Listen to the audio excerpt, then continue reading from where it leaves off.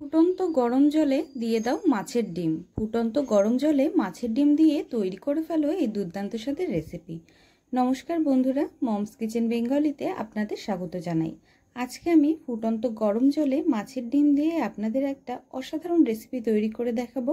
রেসিপিটা প্রথম থেকে শেষ পর্যন্ত দেখার অনুরোধ করছি। আসুন রেসিপিটা শুরু করি।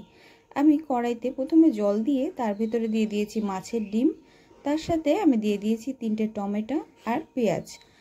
এখন ঢাকা দিয়ে মাছের ডিমের সাথে টমেটো আর পেঁয়াজগুলোকে একসাথে ভালোভাবে সেদ্ধ করে নেব। দেখুন বন্ধুরা, আমি ঢাকা দিয়ে বেশ কিছুক্ষণ মাছের ডিমটাকে সেদ্ধ করে নিয়েছি। টমেটোগুলোও সেদ্ধ হয়ে গেছে আর পেঁয়াজগুলো তো খুব তাড়াতাড়ি সেদ্ধই হয়ে যায়।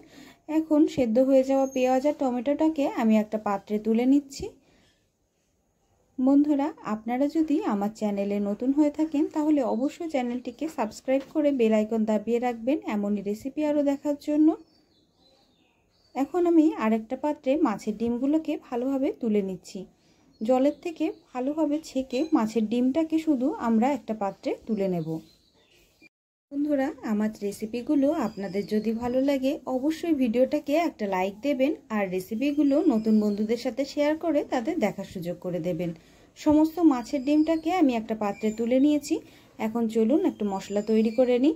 আমি একটা মিক্সার জার নিয়ে নিয়েছি, তার মধ্যে দিয়ে দিয়েছি আদা কুচি, দিয়ে দিয়েছি রসুন। এখন সেদ্ধ করে রাখা পেঁয়াজ আর টমেটোটাকে আমি দিয়ে দিচ্ছি। টমেটোটাকে আমি কেটে নিয়েছিলাম, তাই টমেটোটার থেকে একটু জল বেরিয়ে গেছে, সেই সমস্ত জলটাও আমি এখন মিক্সার জারের মধ্যে দিয়ে দেব। মিক্সার জারের মধ্যে এখন আমি দিয়ে দিচ্ছি 1 চামচ পরিমাণে জিরে, দিয়ে দিচ্ছি চীনাবাদাম। আপনারা চীনাবাদামের পরিবর্তে কাজুরও ব্যবহার করতে পারেন, কিন্তু এইখানে চীনাবাদামটা দিলে স্বাদটা কিন্তু খুব ভালো আসে। দেখুন, আমি একটা স্মুথ পেস্ট তৈরি করে নিয়েছি। এবার চলুন রান্নাটা শুরু করা যাক। আমরা যে মশলাটা তৈরি করেছি সেটাকে মাছের ডিমের মধ্যে আমি 1 চামচ পরিমাণ দিয়ে নেব। আর দিয়ে দেব পেঁয়াজ কুচি, দিয়ে দেব স্বাদ অনুযায়ী লবণ, দিয়ে দেব হলুদ গুঁড়ো, দিয়ে দেব লঙ্কার গুঁড়ো, দিয়ে দেব অল্প সামান্য পরিমাণে মিট মশলা, দিয়ে দেব ধনে গুঁড়ো,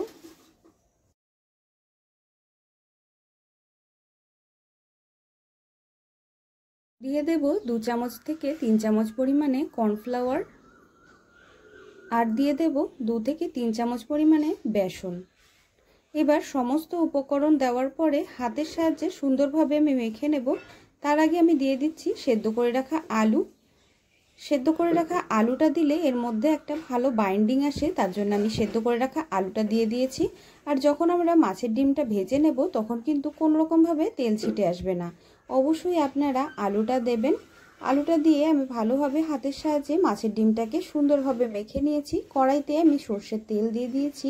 তেলটা ভালোভাবে গরম হয়ে গেলে দেখুন আমি মাছের ডিমটাকে সুন্দরভাবে মেখে নিয়েছি হাতের সাহায্যে। এখন ছোট্ট ছোট্ট করে গোল গোল করে আমি মাছের ডিমের বড়াগুলোকে ভেজে নেব।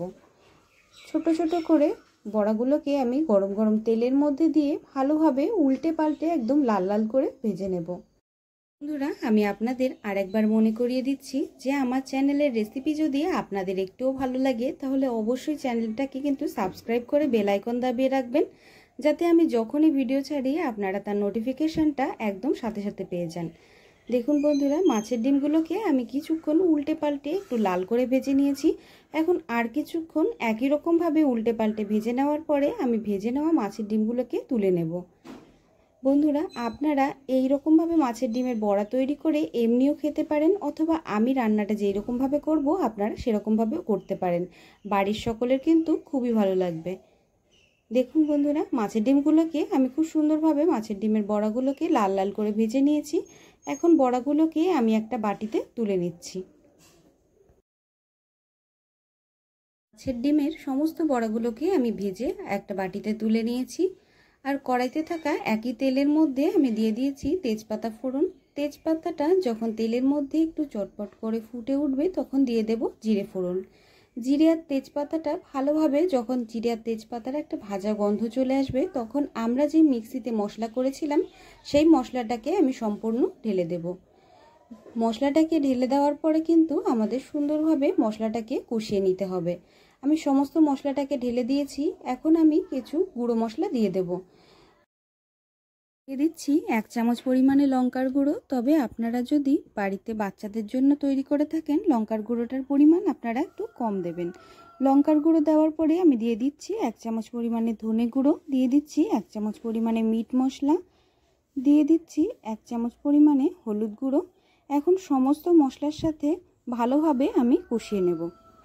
সমস্ত মশলাকে একসাথে সুন্দরভাবে আমাদের একটু সময় নিয়ে কষিয়ে নিতে হবে। যতক্ষণ না মশলার কাঁচা গন্ধটা চলে যায় আর মশলার থেকে তেল ছেড়ে দেয়, ততক্ষণ কিন্তু আমাদের মশলাটাকে সুন্দরভাবে কিছুক্ষণ কষিয়ে নিতে হবে।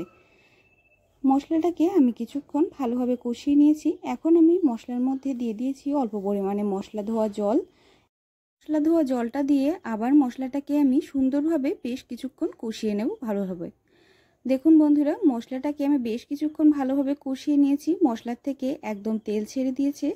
এখন মশলার মধ্যে আমি দিয়ে দিয়েছি সেদ্ধ করে রাখা আলুটাকে আমি হাতের সাহায্যে একটুখানি ভেঙে তারপর দিয়ে দিয়েছি। আপনারা যদি চান আপনারা আলু ভেজে দিতে পারেন, অথবা আপনারা আলুটা স্কিপ করতে পারেন।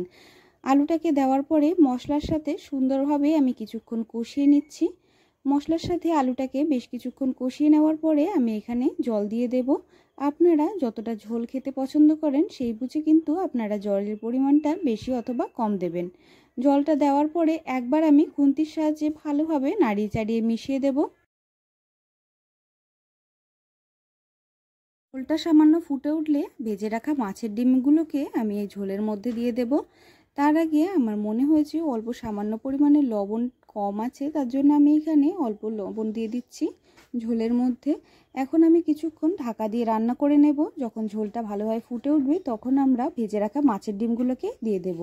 দেখুন বন্ধুরা, আমি কিছুক্ষণ ভালোভাবে ঝোলটাকে ঢাকা দিয়ে রান্না করে নিয়েছি, কিছুক্ষণ ফুটে উঠেছে। এখন ভেজে রাখা মাছের ডিমগুলোকে আমি ঝোলের মধ্যে দিয়ে দিচ্ছি। ভেজে রাখা মাছের ডিমগুলোকে দেওয়ার পরে একবার আমি খুন্তির সাহায্যে আলতো হাতে চালিয়ে নেব ভালোভাবে। আপনারা অবশ্যই এই রেসিপিটা বাড়িতে বানিয়ে খেয়ে দেখবেন, খেতে কিন্তু দুর্দান্ত লাগে। একঘেয়ে মাছের ডিম ভাজা খেতে ভালো যখন না লাগবে, এই রকমভাবে মাছের ডিমের কারি তৈরি করে আপনারা অবশ্যই খাবেন, খেতে কিন্তু অসাধারণ হয়। বাড়ির সবারই কিন্তু খুব ভালো লাগবে। এখন আমি দিয়ে দিচ্ছি আমার ঘরে তৈরি করা গরম মশলা। এই গরম মশলাটা দিলে খুব ভালো স্বাদ আসে। আপনারা অবশ্যই এই রেসিপিটা আমার চ্যানেলে দেখবেন। গরম মশলাটা এই রেসিপির জন্য একদম পারফেক্ট।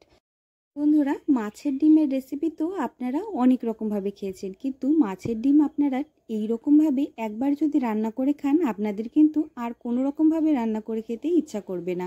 আমার রেসিপিটা আপনাদের যদি ভালো লাগে অবশ্যই চ্যানেলটিকে সাবস্ক্রাইব করে বেল আইকন দাবিয়ে রাখবেন এমনই রেসিপি আরও দেখার জন্য। রেসিপিটা প্রথম থেকে শেষ পর্যন্ত দেখার জন্য আপনাদের অনেক অনেক ধন্যবাদ। আপনারা সবাই খুব ভালো থাকবেন, সুস্থ থাকবেন। দেখা হবে পরের ভিডিওতে নতুন রেসিপি নিয়ে।